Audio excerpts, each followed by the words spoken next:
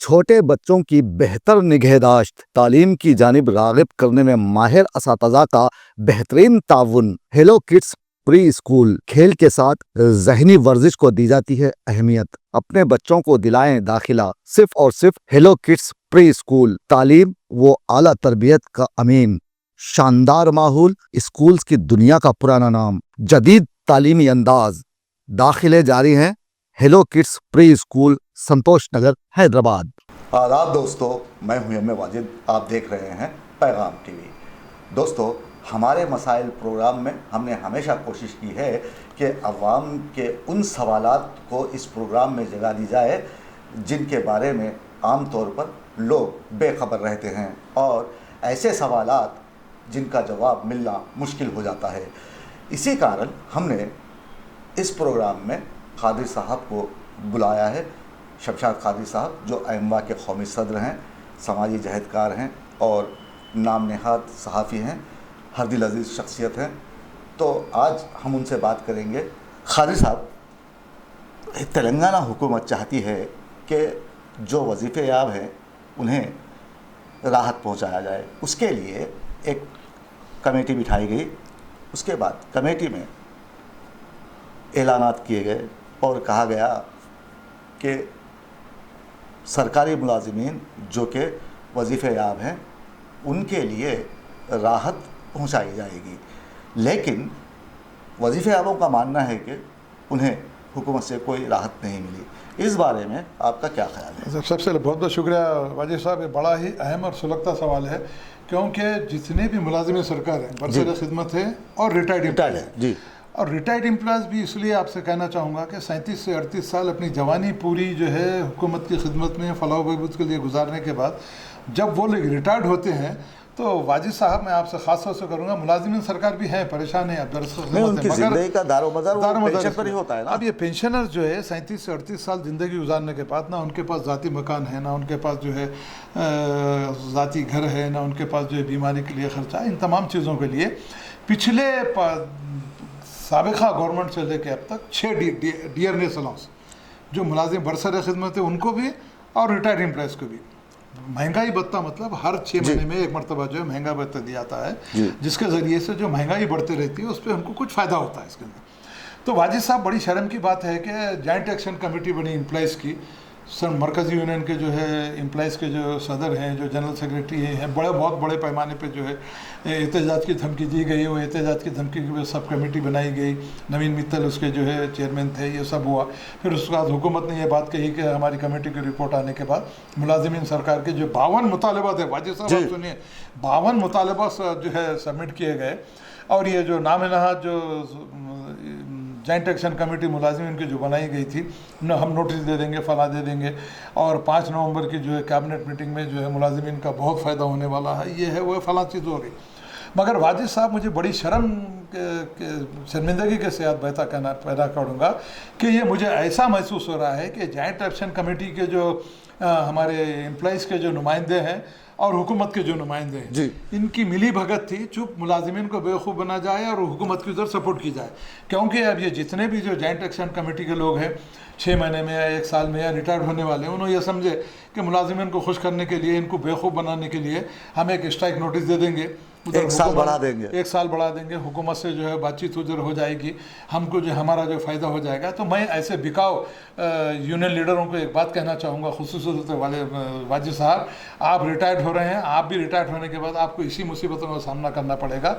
तो मैं खुसूस तौर पर मिस्टर रेवंत रेड्डी से ये बात कहना चाहूँगा कि आपने जो अनाउंसमेंट किया, बेचैनी से मुलाजिमीन सरकार और पेंशनर्स इतनी बेचैनी से इंतजार कर रहे थे कैबिनेट मीटिंग का कि चलिए कुछ फ़ायदा हो जाएगा, मुलाजिमीन को जो है हेल्थ कार्ड में मिल जाएंगे, उनको बड़े बड़े हॉस्पिटल में सहूलत मिल जाएगी और DA का जो अनाउंसमेंट किया जाएगा। बड़ी शर्म के साथ ये बात कहना चाहूँगा मिस्टर रेवंत रेड्डी, आपने कोई हमारे ऊपर एहसान नहीं किया। DA दे के हमारे ऊपर एहसान नहीं करते। खोदा पहाड़ निकला चूहा, टाइम फिश हो गया, कुछ भी नहीं। एक DA बड़ी मुश्किल से भीख की तरह हमारे मुलाजिमीन को दे दिया गया है। मैं मिस्टर रेवंत रेड्डी से मुतालबा करना चाहता हूँ कि आप क्या मुलाजिमीन जो आपकी रीढ़ की हड्डी हैं, आपके हर प्रोग्राम को कामयाब करने के लिए मुलाजिमीन सरकार है, और जो रिटायर्ड एम्प्लॉयज़ हैं तेलंगाना के हुसूल में भी उनका बहुत बड़ा हिस्सा था, और आज भी जो है अगर ये मुलाजिम सरकार इलेक्शन में या रिटायर्ड एम्प्लॉयज आपको इलेक्शन में वोट नहीं देते तो मिस्टर रेवंत रेड्डी आप भी किसी जो है गली कुचों में जो है इधर उधर फिरते नजर आते थे। आपको एहसान मानना चाहिए मुलाजिम सरकार का और रिटायर्ड एम्प्लॉयज का कि उनके मुसीबतों को दूर करने के बजाय इतनी बड़ी मीटिंग में बड़ी बड़ी बातें हुई, ये करना है वो करना है, 2 DA का अनाउंसमेंट। बड़ी शर्म की बात यह मिस्टर रेवंत रेड्डी और फाइनेंस मिनिस्टर आप जो है 4 पेजेस का जो है प्रेस कॉन्फ्रेंस में पढ़ के सुना रहे थे, जिसमें एक महंगाई भत्ता दिया गया 3.64 और एक महंगाई भत्ता 6 महीने के बाद दिया जाएगा। मुझे बड़ी शर्म आ रही है मिस्टर फाइनेंस मिनिस्टर, जब आप 1 DA का अनाउंसमेंट कर रहे थे बस था, 6 महीने का देने का एडवांस में आपको बोलने की एक पढ़े लिखे जो है फाइनेंस मिनिस्टर हैं और आपको जो है हाथ में जो है इतना बड़ा इख्तियार है, 6 महीने के बाद का देने का अनाउंसमेंट आप कर रहे हैं। कितनी शर्म की बात है, कुछ समझ में नहीं आ रही है। ये मुलाजिम सरकार और रिटायर्ड एम्प्लॉयज़ के साथ धोखाधड़ी है। मैं चीफ मिनिस्टर तेलंगाना और फाइनेंस मिनिस्टर से बात करना चाहूँगा कि फौरी तौर पर जितने भी मुलाजिम सरकार हो या रिटायर्ड एम्प्लॉयज़ जो बेचारे 37 से 38 साल अपनी ज़िंदगी गुजारते हुए, अपनी जवानी के जो है पूरे वक्त आपके साथ गुजारते हुए हुकूमत के जो कारकर्दगी को बेहतर बनाने में काम किया, मगर आपको उनसे कोई हमदर्दी नहीं है। सियासी चालबाजी बंद कीजिए मिस्टर रेवंत रेड्डी। अब भी 6 DA बाकी हैं और पे रिवीजन कमीशन का जो है ऐलान करना आपको ज़रूरी है, क्योंकि हर 5 साल में जो है तनख्वाहों की बढ़ोतरी होती है, उसमें भी जो आप पीछे बढ़े हैं। हमारे पास हमेशा ये बात हो रही है वाजिद साहब कि फ़ंड की कमी है, चंद्रशेखर राव ने जो है पूरा रियासत को फ़कीर बना के चलेगा। तो अब ये मुझे ये बात रेवंत रेड्डी से मैं ये बात जानना चाहूँगा कि कब तक आप फंड का जो है रोना रोएंगे, फिर आपको हुकूमत चलाना है, यानी सिर्फ अपनी जो है लाल बत्ती लगा के गाड़ी में आपको फिरते हुए जो है आवाम को और मुलाजिम को जो है बेवकूफ़ बनाना है। बहरकफ मैं उन तमाम यूनियन के नामे नहाद लीडरों से, प्रेसिडेंट हो, सेक्रेटरी हो, जितने उनसे और जॉइंट एक्शन कमेटी के लोगों से एक बात कहना चाहूँगा कि आपको शर्म आनी चाहिए थी। 52 आपके मुतालबात में से सिर्फ 1 DA का जो है दिया गया है। आपकी शर्म कहाँ मर गई, आपकी हया कहाँ मर गई?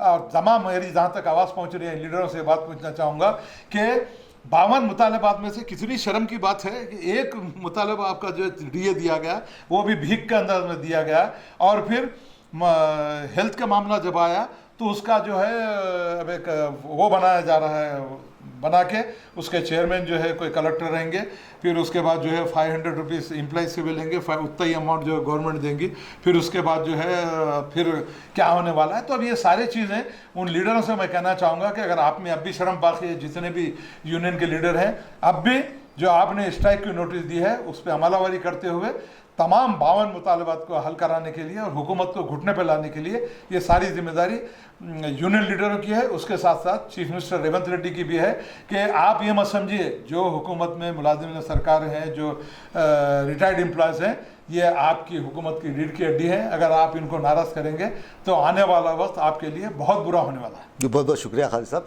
दोस्तों, खालिद साहब का कहना है कि जो सरकारी मुलाजिमीन हैं और वजीफ़े याब हैं उनकी मुश्किलें बढ़ती ही जा रही हैं, कम होने के बजाय ये शैतान की आंत की तरह बढ़ रही है। तो ऐसे में हुकूमत को चाहिए कि उनकी मुश्किलात को दूर करने के लिए उन्हें जो बराआत दिए जाते हैं वो फौरी असर के साथ उनके हवाले की जाए।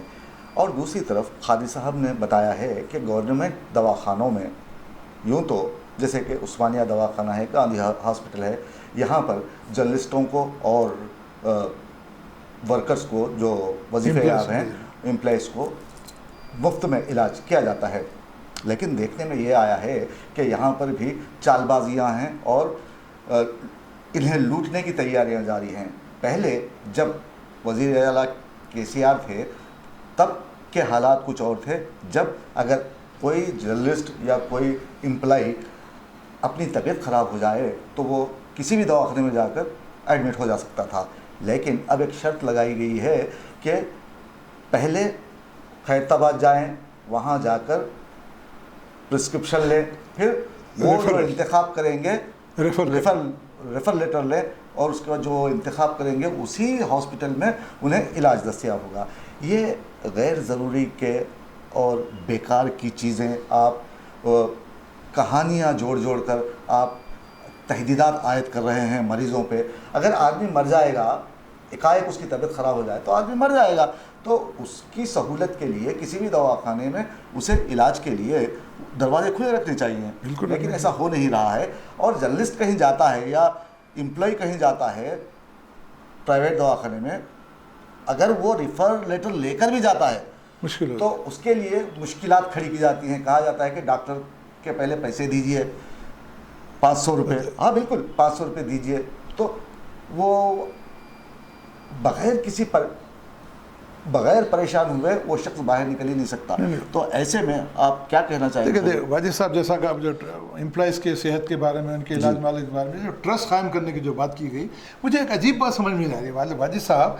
जब आप हेल्थ कार्ड इशू कर दिए हैं तो उसको गवर्नमेंट के जो है के साथ साथ दवाखानों को मरबूत कर अब देना अगर चाहिए। आपको अपोलो हॉस्पिटल में जाएंगे तो वो नहीं चलता। नहीं तो इसका मतलब ये है कि जब आप हेल्थ कार्ड इशू कर रहे हैं तो तमाम दवाखानों से हुकूमत का जो है ख़जाने से जो भी पैसा जाता है उससे इसको जो है टाई अप करते हुए बिल्कुल। जब भी जो है हेल्थ कार्ड, अब ये ट्रस्ट बनाना, 500 रुपये हमसे लेना, 500 रुपये गवर्नमेंट देना, वो कहाँ तक अब तक जो आप जो वादे किए आज तक पूरे नहीं हुए, आज तक आप पूरे नहीं करें। तो हम ये चाहते हैं कि जो अब हेल्थ कार्ड EHS हो या JHS हो या जर्नलिस्ट के वास्ते हो या मुलाजिमिन सरकार के वास्ते हो, जो कुछ भी हो, जब आप हेल्थ कार्ड इशू करते हैं तो उसका जो है इस तरीके से जारी कीजिए कि जिस भी दवाखाने में जाएगा उसका 10 लाख की जो बात की गई उसका पूरा इलाज जो आपके दवाखाने में होना चाहिए और वो हेल्थ कार्ड से सारी चीज़ें मरबूत कर देनी चाहिए कि भाई जो भी खर्चा हो रहा है हुकूमत इसके लिए देने के तैयार है। हुकूमत से वो जो है हॉस्पिटल से जो है मायदा करते हुए जो भी एम्प्लॉय जाएगा वो हेल्थ कार्ड के जरिए से तमाम इलाज मुआवजा होगा और हुकूमत का इसका पैसा ज़्यादा, पूरा पैसा जो है हुकूमत अदा करेगी। तो ही जब नेक नियत आपकी समझ में आएगी। वरना जैसा अभी आपने कहा कि एक आदमी बिल्कुल सख्त अलील है, मरने के करीब है, अब वो कब तक दवाखाना जाएगा, कब रेफर लेटर जाएगा, कब रेफर लेटर आएगा। अगर आप हेल्थ कार्ड दे दिए हैं तो उसका लुजुम ये लगाइए कि हर दवाखाना जो लिस्ट में आएगा जियो के तहत वो दवाखाने में हेल्थ कार्ड चलेगा और तमाम अखराजात लिस्ट में बहुत है खादरी साहब। हाँ। लेकिन खैरताबाद में नहीं बोलते, क्या बोलते हैं, आप उस्मानिया जाइए, आप गांधी हॉस्पिटल जाइए, आप निम्स को जाइए, ऐसा कहते हैं। अगर कोई जिद करे, मेरा एक दोस्त है जर्नलिस्ट, उसने मुझे बताया है, ये सबूत है इसका भी। हाँ, मैं खाली खोली बातें नहीं करता खादरी साहब, मैं खोज कर बात करता हूँ, सही है। तो मेरे दोस्त जर्नलिस्ट ने बताया कि वो एक दवाखाना जो अमीरपेट में है वहाँ गया था, तो उससे पहले 750 रुपये फीस ली गई डॉक्टर को दिखाने के लिए। उसके बाद कहा गया, एक लंबी लिस्ट थमाते हुए कहा गया 12-12.5 हज़ार के आप टेस्ट करवा कर आइए। तो ये क्या है? ये जर्नलिस्ट का हेल्थ कार्ड है। मैं आपको यही बोलना चाह रहा हूँ अजीज साहब, जब हेल्थ कार्ड जब इश्यू कर दिया गया तो सारी चीज़ें उसमें आ जानी चाहिए। जिस भी दवाखाने में हेल्थ कार्ड जा रहा है, ये हुकूमत की जिम्मेदारी बनती है कि वो हेल्थ कार्ड जो है मुलाजिमिन सरकार को दिया गया है, कौन से दवाखाना जाना है, क्या जाना है, जियो इशू करते हुए और उसके सारे अखराजात का जो है जिम्मेदारी हुकूमत के लेते हुए वो कार्ड से मरबूत करना चाहिए। बिल्कुल। अब एक आदमी जो है बिल्कुल सीरियस है, मरने वाला है, उन्हें रेफरल करके दवाखाने कैसे जाएगा डॉक्टर साहब? मर जाएगा। तो अगर ये कार्ड जो इश्यू कर दिया जाएगा उसमें जो है सारी सहूलियात बहम फरमाते हुए दवाखाने से उसको टाइप करते हुए हुकूमत से टाइप करेंगे तो हमको रेफरल की ज़रूरत नहीं पड़ेगी और वो जो हेल्थ कार्ड है जाके हम दवाखाने में शरीक होंगे तो ही जब सहूलत होने वाली है। वरना आप मरीज यहाँ से रेफरल होकर कहते उन्हें मर जाता। तो हम तो यही कहेंगे कि खादी साहब के हुकूमत के खौल फेल में तजाद है।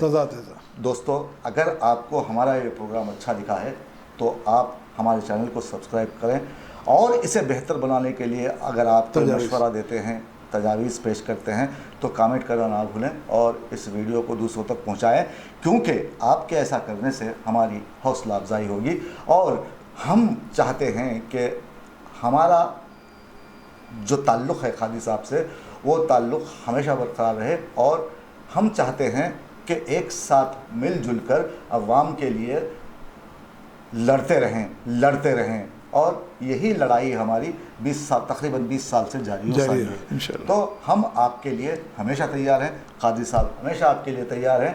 अगर आपको किसी भी शोबे में किसी भी तरह की कोई परेशानी होती है तो आप रास्त तौर पर कादी साहब से रब्त पैदा कर सकते हैं। दोस्तों, आप देख रहे थे पैगाम टीवी। हमें दीजिए इजाज़त। आदाब, शब बख़ैर।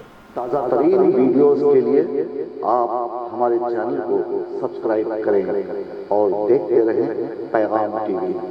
पैगाम टीवी, आवाज़ आपकी।